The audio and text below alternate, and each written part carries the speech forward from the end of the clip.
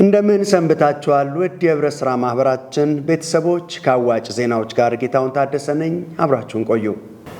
አዋጭ የገንዘብ ቁጠባና ብድር ህብረት ሥራ ማህበር በኦሳና ከተማ ከተለያዩ የግልና የመንግስት ባለድርሻ አካላት ጋር የቅድመ ጥናት ውይይት ወይም ፕሪ-ስተዲ ወርክሾፕ አካሄደ።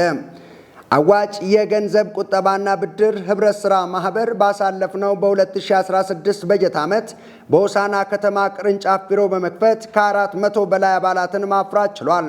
በኦሳና ቅርንጫፍ ቢሮ ከፍተኛ እንቅስቃሴ በማድረግ ላይ የሚገኘው ተቋሙ በያዝነው በ2017 በጀት ዓመት ቅርንጫፍ ቢሮውን ለማጠናከርና ክልሉን የሚመጥን እንዲሁም አብዛኛውን የማህበረሰብ ክፍል ተጠቃሚ ማድረግ የሚያስችል ስርዓቶችን ለመዘርጋት ያስችለው ዘንድ ከተለያዩ መንግስታዊ ከሆኑ ባለድርሻ አካላት ጋር ውይይት አካሂዷል።